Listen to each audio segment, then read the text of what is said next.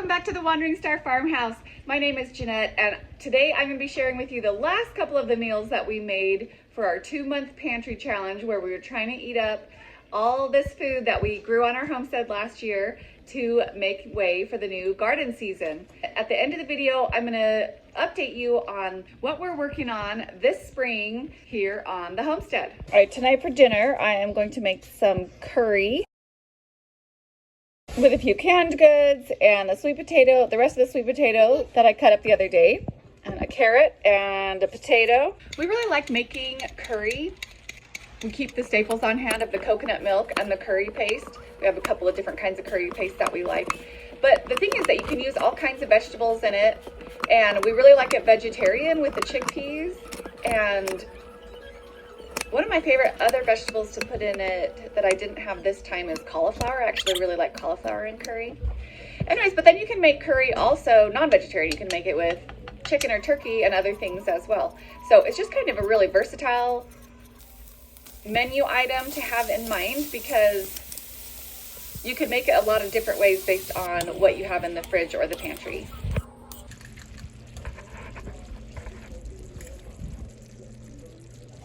And then we like to serve it over rice to soak up all that good flavor. And it is a big hit. Today I am making another one of our family's winter favorites.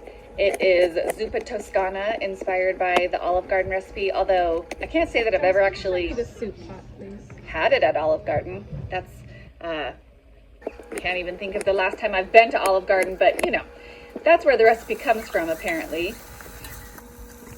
We do not have our own garden fresh kale yet, but that is the next step in our plans for this spring. We use some of our homegrown bacon. And my kids eat this. This is actually the favorite of one of my teenagers.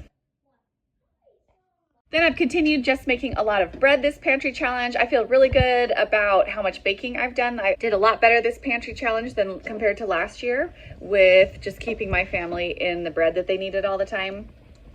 I'll share a few more breakfasts.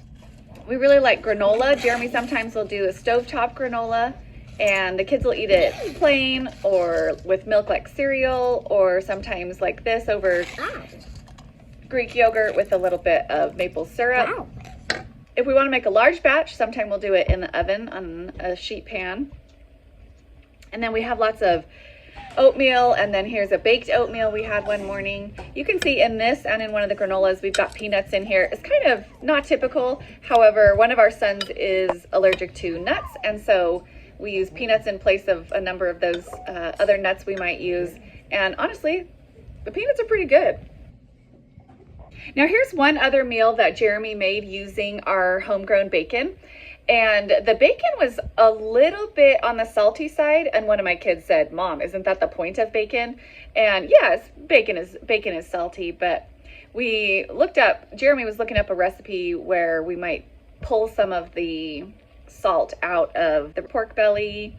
He found this Chinese food recipe for a boiled pork belly and made this sauce that I guess is supposed to be like a red sauce, and red is lucky. I don't know, but it was delicious, and we have been enjoying that homegrown pork. So it is springtime on the homestead, which means we picked up some more poultry chicks from the farm store, and we got a couple more ducklings and some more chicks. The funny thing is how quickly the ducks grow compared to the other chicks. They just outpace them so quickly.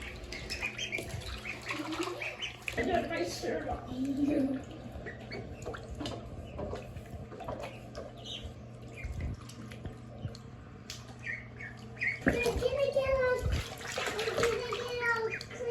We are getting started with seed starting and planning out our garden for this year.